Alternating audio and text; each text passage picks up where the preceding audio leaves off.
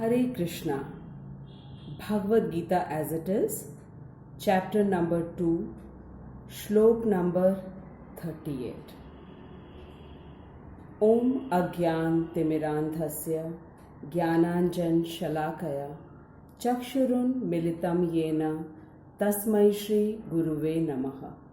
Shri Chaitanya Manobhishtam Sthapitam Yena Bhutale स्वयं रूपम कदा महाम ददाति स्वपदांतिका। भगवद गीता को गीतोपनिषद कहा जाता है। गीतोपनिषद अर्थात सभी उपनिषदों का सार, और भगवद गीता के दूसरे अध्याय को गीता का सार भी कहा जाता है। भगवान तो सर्वज्ञ हैं और सर्वत्र हैं। ईश्वरः सर्वभूतानां हृद्देशे अर्जुन तिष्ठति, अर्थात भगवान सबके हृदय में वास करते हैं और वे सब कुछ जानते हैं। भगवद गीता गाय माता के समान है और श्री कृष्ण सुप्रसिद्ध ग्वाले हैं और अर्जुन बछड़ा है। भगवान अर्जुन को भगवद गीता रूपी गाय का दूध पिलाकर उसके मन को शक्तिशाली बना रहे हैं और भगवान अर्जुन के माध्यम से हम सभी को गीता का ज्ञान देकर अर्थात दूध पिलाकर हमारे मन की सभी दुर्बलताओं को दूर कर रहे हैं। हमें तो सिर्फ अर्जुन की तरह दूध पीकर तंदुरुस्त होना है। भगवान से बढ़कर क्या कोई करुणामयी ममतामयी माँ हो सकती हैं? भगवान ने तो स्वयं भगवद गीता में कहा है, ममेव अंश जीव लोक, अर्थात सभी जीव मेरा अंश है, मेरी संतान है। भगवान माँ होने के साथ साथ वे हमारे पिता भी हैं। तभी तो हम गाते हैं, तुम ही हो माता, पिता तुम ही हो। भगवान हम कलयुगी बच्चों के रग रग से वाकिफ हैं।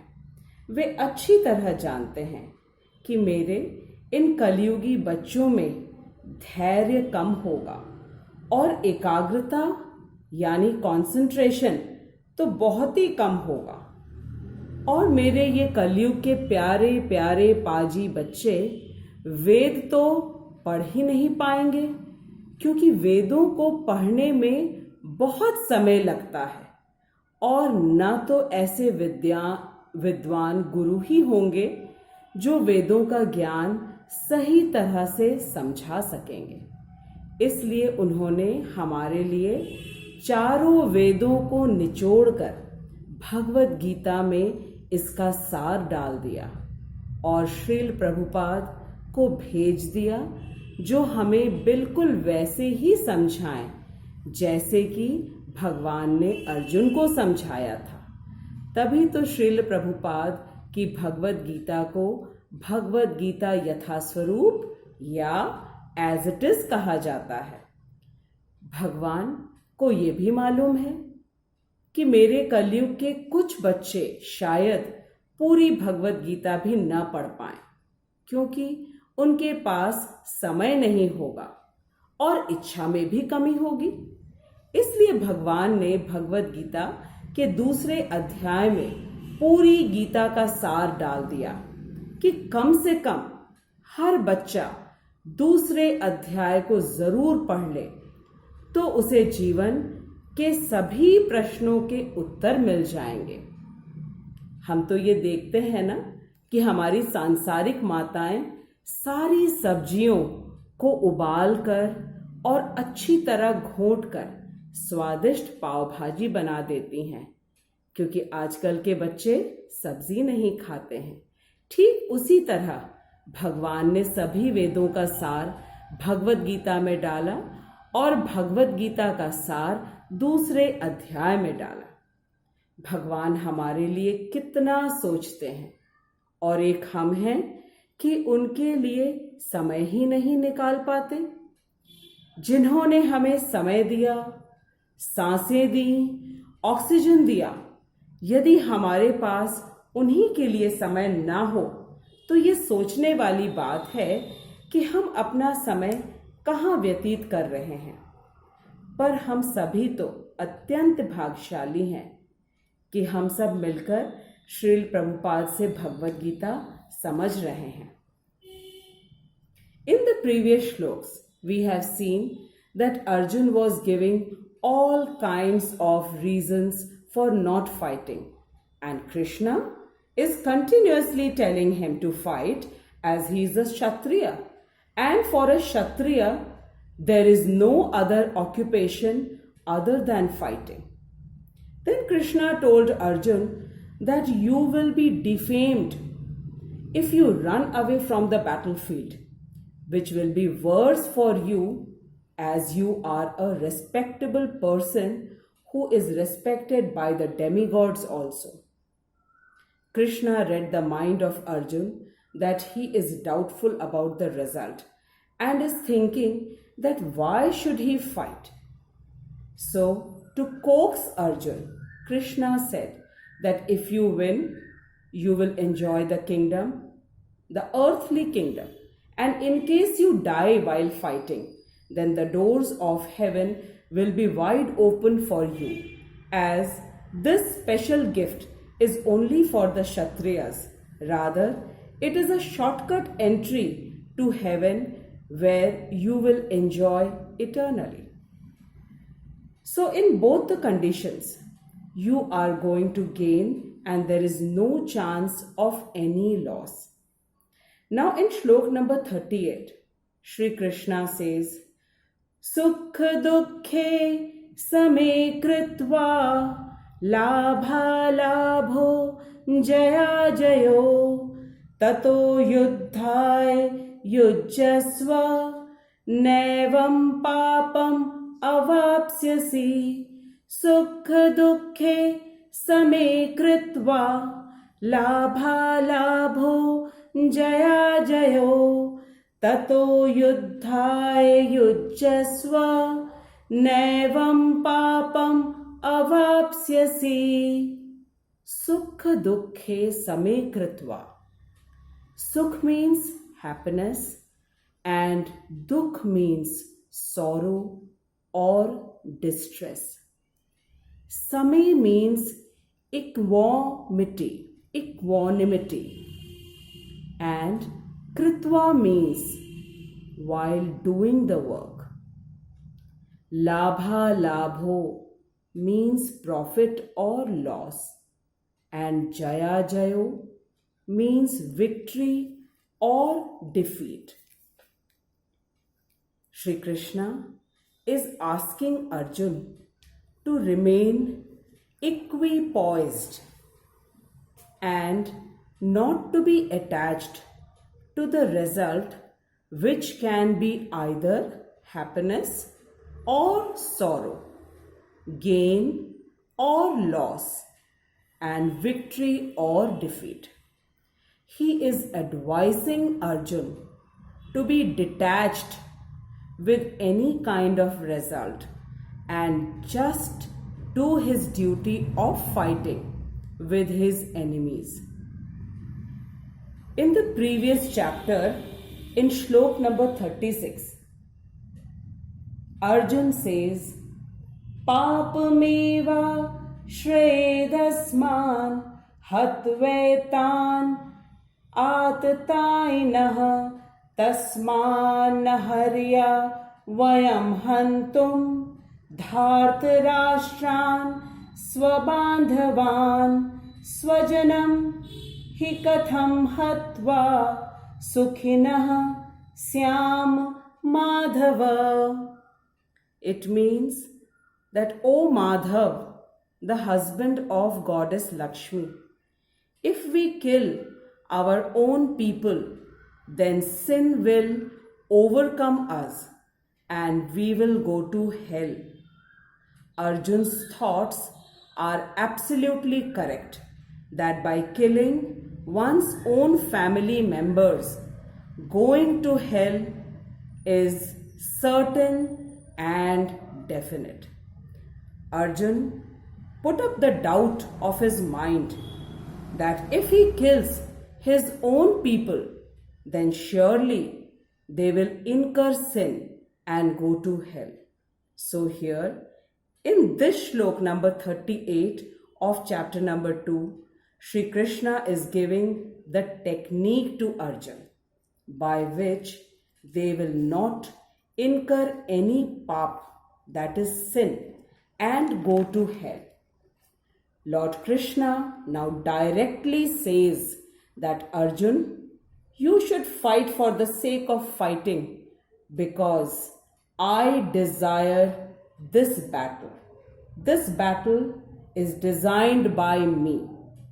So if you fight to fulfill my desires, so then definitely you will not incur any sin. This is the technique which Sri Krishna has given to Arjun for escaping all kinds of sins. Srila Prabhupada says that Sri Krishna advised Arjun not to be attached with the result. The result can be either happiness or sorrow, gain or loss, defeat or victory. So Arjun must be detached with the result and only do his duty to please Sri Krishna, who wanted Arjun to fight.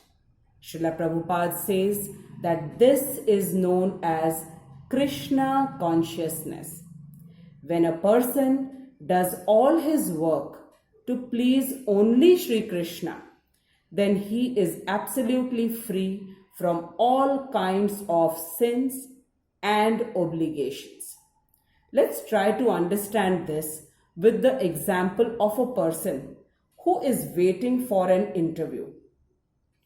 If he thinks that if he gets the job, he will serve Sri Krishna with the salary that he will get, and in case he doesn't get the job, then it is the wish of Sri Krishna, who is my eternal well-wisher and will never do any bad to me.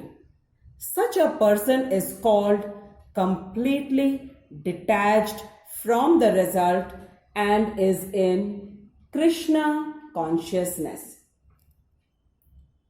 Sri Krishna is telling Arjun to be calm and not to be attached with the result and just do his duty, which is fighting with his enemies, because it is the wish of Sri Krishna.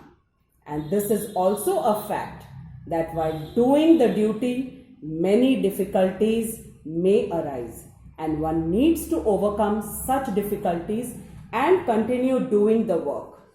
For example, when in extreme summers, mothers work in the kitchen in front of fire, the gas stove, it is not a very easy work to prepare food, but they do it. So each one of us has to tolerate the difficult situations and must do our duty. Krishna is telling Arjun not to sway in the thoughts of the result, but instead just do the duty. And this stage is known as Brahma Bhut Prasanna Atma Na Shochati Na Kankshati. Srila Prabhupada explains that a devotee is always Prasanna Atma because his happiness is to serve only Sri Krishna. His only business is to obey Sri Krishna and to make him happy. This is known as devotion or bhakti. There may be loss or gain, victory or defeat, distress or happiness while doing the work. But a person who doesn't think about the result and just does his work to please Sri Krishna is not affected by the result of any of his actions. From here, the real teaching of Bhagavad Gita begins. That is, the process of doing all the duties in the mode of making Sri Krishna happy. From here, Sri Krishna is gradually taking Arjun to an elevated platform of Buddhi Yoga, which is known as the Bhakti Marg.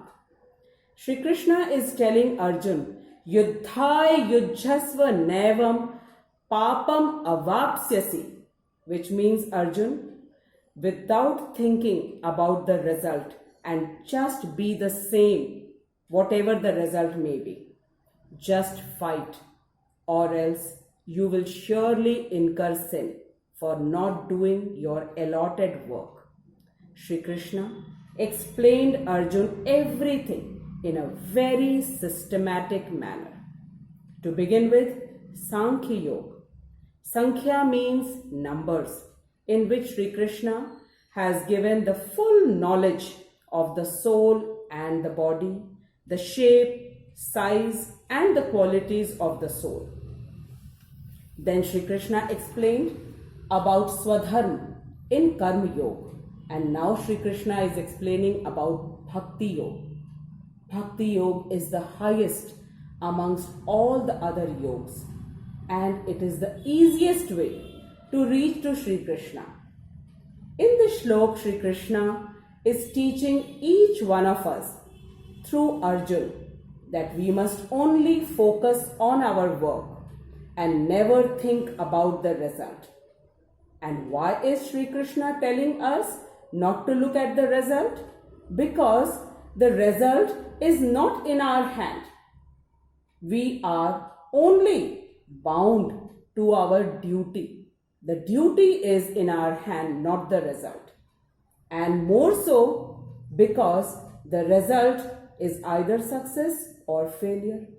When we get success, then we become too happy, and failure makes us too sad. And both the situations are capable to distract us from our aim. So it's the best to do our duty to please Shri Krishna and have complete faith on only Shri Krishna that he will surely give us whatever is best for us. Now, I end my shlok here with the belief that all of us will work for the happiness of Shri Krishna, who is our eternal Father and Mother, and happily accept the result as prasad of Shri Krishna. This is known as devotion or true love of Shri Krishna. Jagat Guru Srila Prabhupada Ki Jai. I thank all my listeners for patiently listening to the Bhagavad Gita shloks, and I request everyone to please share the shloks with others, as this is the highest form of duty, and Shri Krishna becomes very happy when we share the shloks with our brothers and sisters, which each one, every soul is our brother and sister, because Shri Krishna is our eternal Father and Mother, and we are all souls, so all souls are our brothers and sisters. Please do write your comments. Your comments really encourages me and inspires me. Jagat Guru Srila Prabhupada Ki Jai, Anant Koti Vaishnavon Ki Jai. Hare Krishna.